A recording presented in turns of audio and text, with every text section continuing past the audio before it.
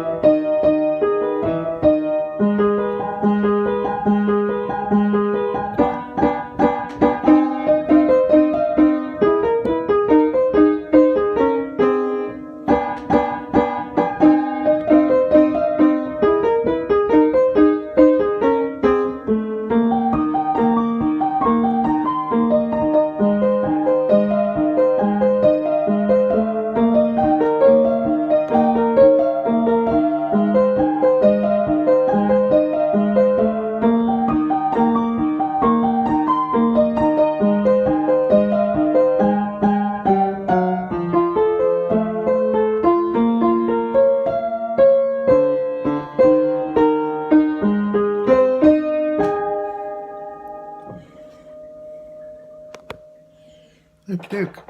So, a bit of a sit rep. So, I noticed, it was probably a couple of weeks ago, let me just steady this camera in my hand, that I had a rather annoying vibration on the piano.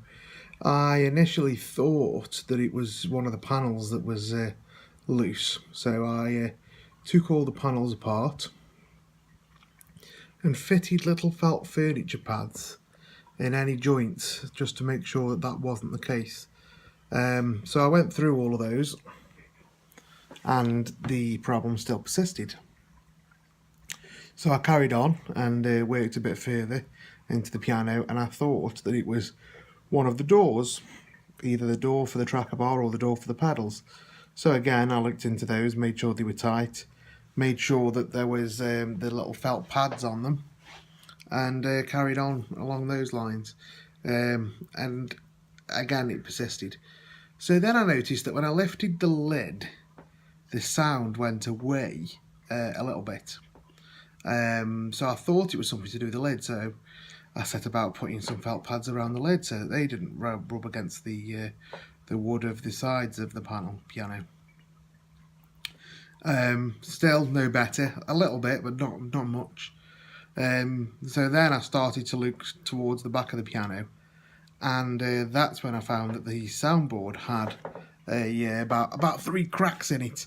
But more worryingly, the soundboard, the actual spruce planks of the soundboard had come away from the ribs by quite a considerable amount. Actually, it was something like about an inch at the worst case.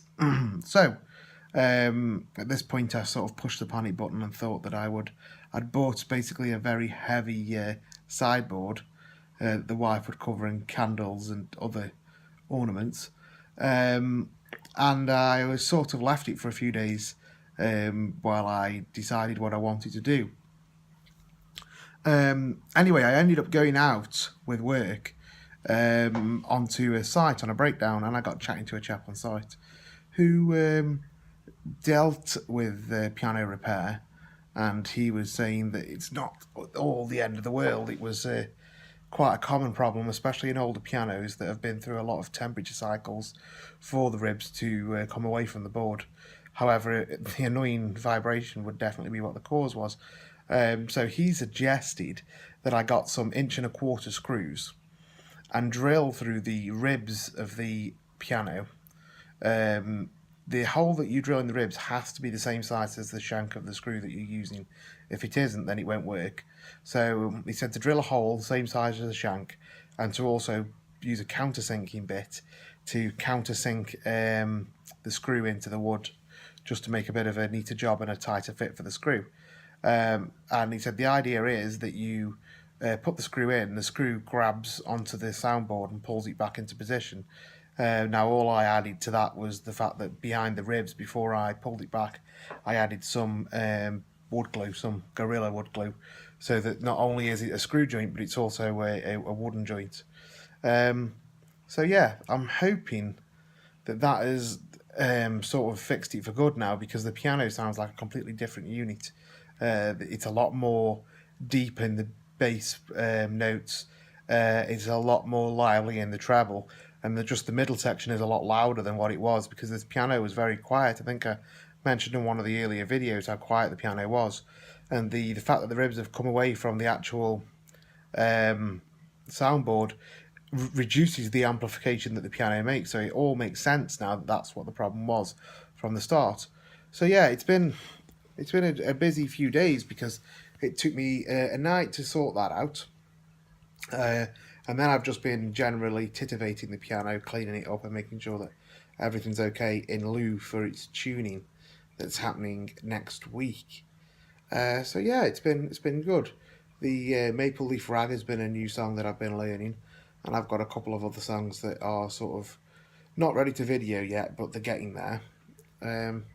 So yeah, it's been altogether a very interesting journey. I've learned a lot about what the soundboard actually does for the piano during the repair process, and so I feel it's made me slightly into a more knowledgeable person, which is always good.